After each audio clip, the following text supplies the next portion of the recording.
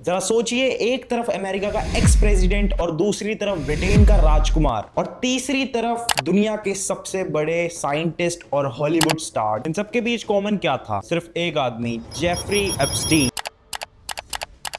एक ऐसा आदमी जिसके पास अपना प्राइवेट आइलैंड और प्राइवेट जेट भी था और जिसका फोन बुक दुनिया के सबसे ताकतवर लोगों से भरा हुआ था। लेकिन इस पावर और पैसे के पीछे एक चमकता हुआ राज छुपा हुआ था, जिनसे जब पर्दा उठाया तो वॉशिंगटन से लेके लंदन तक सब हिल गया। हम सब ने कहीं ना कहीं एप्स्टीन का नाम सुना हुआ है और हम सब जानते हैं कि वो एक सेक्स ट्रैफिकर था। लेकिन असली सवाल ये है कि उसने किया क्या था। असली सवाल ये भी है, एक स्कूल में पढ़ाने वाला मैथ टीचर बिना किसी डिग्री के इंटरनेशनल बिलियनियर कैसे बन गया? वो लेस वेक्सनर जैसे टाइकून का दिमाग कैसे बन गया? और सबसे बड़ा सवाल, जब वो जेल में था तो सिक्योरिटी के बीच वो कैमरास कैसे खराब हो गए? आज की इस वीडियो में हम सिर्फ ऊपर की परत नहीं हटाएंगे, हम उस गहराई में जाएंगे जहां से एप्स्टीन फाइल का असली सच स्टार्ट होता है। क्या ये सिर्फ एक क्राइम था या फिर पूरी दुनिया को ब्लैकमेल करने का मास्टर प्लान? चलिए जानते हैं। कहानी की शुरुआत होती है न्यूयॉर्क के मैनहट्टन से। Year 1974, prestigious Dalton school. यहाँ पढ़ने वाले बच्चे आम नहीं थे, यहाँ न्यूयॉर्क के सबसे अमीर घर के बच्चे आते थे पढ़ने। एक दिन यहाँ पे एक नया टीचर आता है, जेफरी एप्स्टीन। सब्जेक्ट होते हैं मैथ और फिजिक्स। अब यहाँ आता है पहला झटका। जेफरी एप्स्टीन के पास कोई भी कॉलेज की डिग्री नहीं थी। सोचो, अमेरिका का टॉप स्कूल जहाँ टीचर पीएचडी की डिग्री होल्ड करते हैं, वहां एक दिन एक शख्स आ जाता है बिना डिग्री के। पर सवाल यह है कैसे? अपने चार्म और मैनिपुलेशन के दम पे उसने स्कूल बोर्ड को ऐसा घुमाया कि किसी ने डॉक्यूमेंट चेक करने की जहमत ही नहीं उठाई। ये एप्स्टीन की लाइफ का पहला पैटर्न था, सिस्टम को हैक करना। उसी स्कूल में एक स्टूडेंट के पिता थे, एड ग्रीनबर्ग। इस नाम को याद रखिएगा, वो उस वक्त के सबसे बड़े इन्वेस्टमेंट बैंक बियर स्टर्न्स के सीईओ थे। जब वो एप्स्टीन से मिले तो उन्होंने उनसे कहा, तुम्हें स्कूल में नहीं, तुम्हें वॉल स्ट्रीट में होना चाहिए। और बस एक मैथ टीचर जो कल तक बच्चों को पढ़ा रहा था, अब दुनिया के सबसे बड़े बैंक का लिमिटेड पार्टनर बन चुका था। लेकिन ये तो बस शुरुआत थी, असली पैसा तो आना अभी बाकी। वॉल स्ट्रीट पे एप्स्टीन ने पैसे तो कमाए थे, बट वो बिलियनियर नहीं बना था। बिलियनियर बनने के लिए उसको एक सोने की चिड़िया चाहिए और वो उसे मिली एक लेस वेंक्सनर के रूप में। अब क्वेश्चन यहाँ ये आता है, लेस वेंक्सनर कौन थे?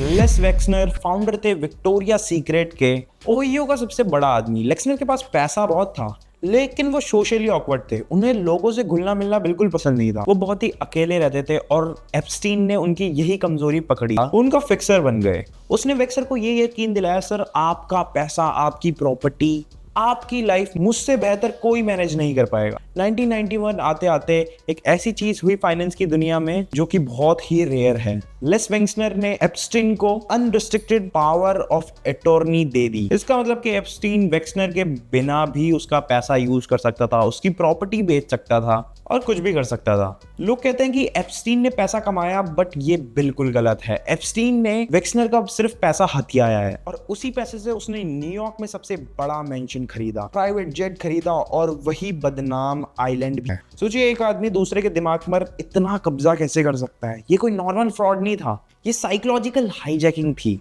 अब पैसा आ गया था, पावर आ गई थी, लेकिन जो एप्स्टीन के डार्क शौक हैं वो अकेले पूरे नहीं किए जा सकते। उसे एक पार्टनर चाहिए थी, एक ऐसी औरत जो उसके लिए शिकार ढूंढ सके। अब यहाँ पे एंट्री होती है गिस्लेन मैक्सवेल की। ये कोई सड़क छाप क्रिमिनल नहीं थी, ये British media tycoon Robert Maxwell की बेटी थी। हाई सोसाइटी में उठना बैठा था, लेकिन पिता की मौत के बाद जब वो टूट गई थी तो एप्स्टीन ने उसको सहारा दिया था और बदले में अपने क्राइम नेटवर्क का मैनेजर बना दिया। सर्वाइवर्स और विक्टिम का ये कहना है, गिस्लेन का रोल एप्स्टीन से भी कई ज्यादा खौफनाक था। बट क्यों? क्योंकि वो एक औरत थी? नहीं, जब एक लड़की दूसरी लड़की को देखती है तो उसको डर नहीं लगता।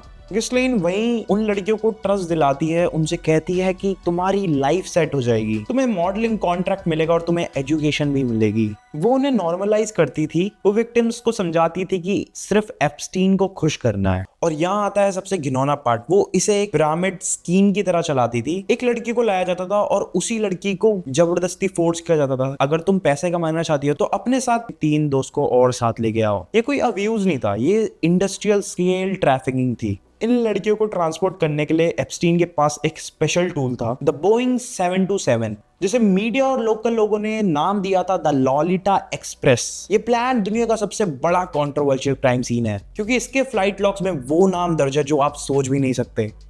प्रेसिडेंट, प्रिंसेस, सीईओ और एक्टर्स भी। ये प्लेन उन्हें लेकर जाता था little St James island. Epstein का प्राइवेट आइलैंड, वहां पुलिस नहीं थी बट वहां एप्स्टीन का प्राइवेट किला।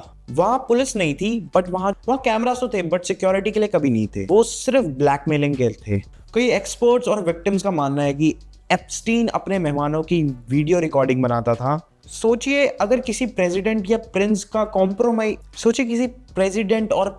कॉम्प्रोमाइजिंग वीडियो एप्स्टीन के पास हो तो क्या वो आदमी एप्स्टीन का कुछ बिगाड़ सकता है? नहीं ना, वो एप्स्टीन का गुलाम बन जाएगा।